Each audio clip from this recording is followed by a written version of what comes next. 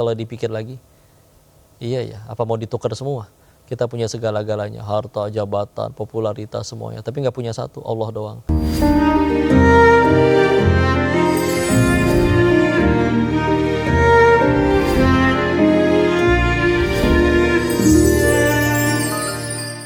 Apa yang didapetin dari selama di pondok pesantren kok? Kenal Allah ya. Ilmu yang paling mahal kan satu sebetulnya, ma'rifatullah. Ilmu yang paling wajib kita pelajari. Karena kalau kenal Allah, ngikut syariat mau dijalanin. Takut sama rezeki, kita masih hidup juga gara-gara Allah jamin rezekinya.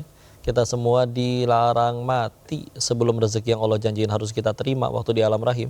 Belum diterima semua, nggak boleh mati demi Allah. Kalau ada satu-satunya yang bakal ngejar kita selain ajal dan pasti ketemu, itu pasti rezeki. Jadi tenang. Akhirnya juga nggak berani nyolong, nggak berani ngambil yang bukan haknya, nggak berani dusta, nggak berani zolim.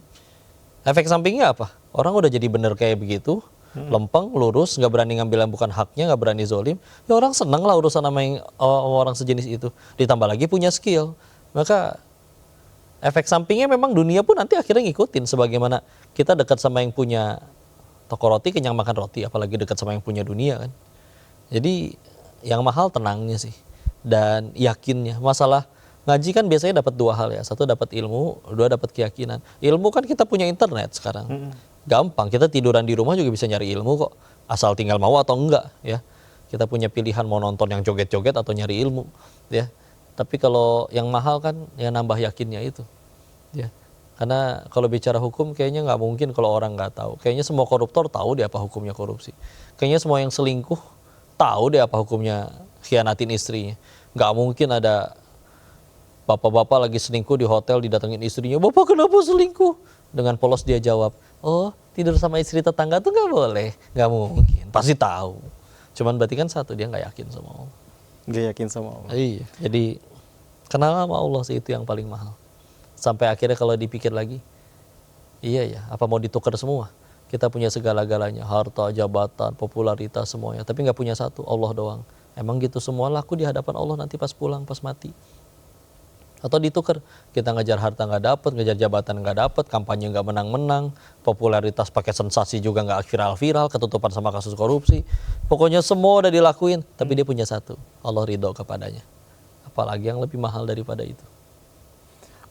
Momen untuk ngenalin Allah tadi yang menariknya di situ Ko Denis. Sampai akhirnya ngenalin Allah, prosesnya ya sampai ke pondok pesantren dari Agim seperti itu. Itu pada saat itu kan meninggalkan ke apa ya, bisa dibilang banyaknya uang. Itu masih tetap tenang kondisinya atau justru masih kayak belum rela untuk melepaskan, atau momen titik tenangnya itu di mana sih kok? Kalau ngikutin ayatnya mah kata Allahnya kan surat 29 ya, Al-Ankabut ayat kedua, ahsiban nasu ayyutraku ayyakulu amanna wa hum la yuftanun. Sederhananya, kamu jangan sok-sokan ngaku beriman deh kalau nggak akan diuji ya. Jadi ya jujur saya pulang bawa duit haramnya banyak. Kalau kadang suka ditanyakan, mau duit haramnya udah dikembaliin belum atau udah? Ya mungkin kata Allahnya gini, katanya mau tobat, masa sisa uang haramnya nggak dibuang? Ya Allah nggak sanggup ya Allah, kan ngumpulinnya lama. Jadi mungkin kata Allahnya, tenang, akan kukirimkan bala bantuan. Jadi saya banyak ditolong orang. Siapa aja yang pada datang nolong, tukang tipu pada datang semua. Ya, dan mungkin bisnis gede di sana tahu-tahu pulang ke Indonesia bisnis yang kecil-kecilan kayak misalkan ya jualan es teh pinggir jalan. Saya nggak, mohon maaf ya bagi yang jualan es teh pinggir jalan, kalian tetap mulia di sisi Allah selagi halal dan barokah. Tapi karena dulu ceritanya uangnya besar, jadi saya nyari bisnisnya juga yang besar juga gitu. Akhirnya kayak bangun perumahan, tapi ya udah dibikin antara ketipu atau dibikin nggak laku. Sampai intinya benar-benar habis, sampai akhirnya sampai jualan kaos kaki di trotoar. Di Dago tuh kalau lagi Car Free Day, pandemi pula, lowongan yang paling banyak waktu pandemi itu ya jadi kurir. Akhirnya ngelamar kerja di ekspedisi jadi kurir, naik motor nganter-nganterin paket, panas-panasan kehujanan, tahu sendiri Bogor kota hujan ya. Dan kalau kurir tuh jadi empati sih. Kurir itu kalau hujan, jas hujannya cuma satu, tapi mendingan buat barang daripada buat badannya. Karena barangnya rusak kan gantiin. Ya sampai ngambek habis-habisan buat apa, mendingan balik lagi ke Thailand. Cuman ya pelajarannya itu. Iya ya, akhirnya nyampe di satu titik bahwa iya ya ini kan pertolongan. Sisa duit haramnya jadi nggak ada yang kemakan. Apa jadinya tobat hijrah sambil makanin duit haram, nggak akan beres. Cuman kenapa waktu itu saya ngambek sederhana, waktu itu tuh hanya saya duit soalnya. Oke. Buktinya ketinggalan sholat nggak nangis, hilang duit baru nangis. Ngejar duniawi berarti pada Iya. saat itu. Gituan doang padahal receh. Itu nyadarnya lama nggak sih kok sampai akhirnya nyadar kayak gitu tuh? Iya, fase pembersihan harta ya, 3-6 tahunan sampai akhirnya dan di fase pembersihan itu tuh kayak ngapain aja udah sehati-hati apapun tetap kalau nggak rugi, kalau nggak bangkrut, digocek orang, Oh, ketipu orang. Sampai nanti akhirnya ada titik di mana jualan apapun nggak rugi, urusan sama apapun nggak pernah rugi, ketemu orang juga meskipun asal, meskipun nggak sengaja, tapi nggak ada yang nipu, pada jujur semua. Ya mudah-mudahan jadi pertanda. Ya Allah, mudah-mudahan udah bersih deh yang lama-lama gitu. Ya, toh buang sendiri nggak sanggup. iya. Ya udah Allah tolong. Ditolong dengan adanya penipu kayak gitu. Iya, cuman kan penipunya tergantung sudut pandang. Kalau kita masih cintanya sama harta, bagi kita mereka adalah pembawa musibah. Tapi kalau udah mikirnya ke sang pemberi harta, ya mereka ya justru pertolongan kan, lumayan bersihin duit haramnya. Setelah momen itu tadi sempat jadi kodir ekspedisi. Setelah itu apa yang sudah dekat ataupun sudah ngenalin Allah kayak gitu? Karirnya Ko Denis pada saat itu seperti apa lagi kok? Akhirnya istri itu nggak tega, orang tua juga nggak tega saya jadi kurir. Ya, pagi-pagi masih rapi, pulang-pulang udah geheng gitu ya. Nah, Geheng akhirnya tuh apa kok? geheng tuh gosong kepanasan kena cahaya matahari. Kepanasan gitu, Iya, oke. nanti ada subtitlenya mungkin ya.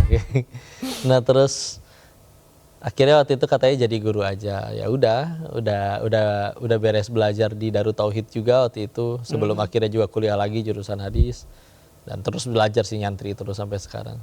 Lanjut terus kuliah lagi. Tapi sambil akhirnya waktu itu jadi guru Quran. Jadi guru honorer di 4 sekolah waktu itu. Pindah-pindah, kejar-kejar ngajar Quran. Terus prosesnya ya tahu-tahu ada yang ngajakin bikin medsos, bikin TikTok katanya. Ah, saya kan nggak bisa joget, siapa yang nyuruh kamu joget? Nah, di TikTok ada yang ngajak maksiat, harus ada yang ngajak taat juga. Ya udahlah, sekedar bikin gitu ya, bikin video pendek, atau dia kan bisa siaran langsung tuh. Iya. Jadi kalau misalnya udah siaran langsung tuh, saya taruh aja di meja kalau lagi ngajar Quran atau kalau lagi terima setoran hafalan santri-santri. Ya rame memang, orang heran kali ya, nih kongko tapi kok nggak jualan handphone sih? Ya malah terima setoran hafalan, ya udah. Jadi beres-beres live tuh bisa nambah follower 4.000, 7.000, 8.000. Masya Allah. Tahu-tahu rame, tahu-tahu terendus televisi, akhirnya masuk acara televisi, akhirnya podcast, sekian banyak podcast itu semua. Sampai Pak Haji Roma Irama aja bikin podcastnya. Jadi ya terus saja sekarang. Efek sampingnya yang ngajak ngaji tambah banyak. Masya Allah. Meskipun sama kita jawab, ngundang Ko Denis gimana? Gratis. Mereka mau ngasih urusan mereka. Yang penting saya nggak akan pernah minta apapun. Dia udah kajian. Kok udah tahu dulunya banyak dosa, kok sekarang sosokan ngaji ngajarin orang? Ya namanya santri banyak dosa, mati bakal ke surga pengen. Ada yang ngajakin ngaji, masa nggak mau? Nggak tahu diri namanya. Kalau salah ngomong gimana? Ya di situ banyak kiai, banyak ulama, banyak ustadz. Kalau salah nanti dibenerin. Kalau saya nyamperin sesuatu salah terus dibenerin kitanya ngambek, berarti apa niat kamu dakwah? Ya udah mangga. Terus kita nyampein aja, nggak pernah disuruh ngubah orang. Efek sampingnya tahu-tahu ada orang punya produk, mungkin punya brand, nih kok tolong pakai, nanti dikasih uang segini. Minta enggak, ini enggak, tahu-tahu ya udah, tahu-tahu punya rezeki. Dipakai buat apa sih? Kalau pengen kaya-kayaan mah mendingan balik lagi ke Thailand. Nyari duitnya lebih gampang di sana. Tapi ya udah, di sana udah beres kuliah kehidupan, udah pernah nyobain kaya, gitu-gitu aja, sama aja. Dunia mah ngebosenin juga.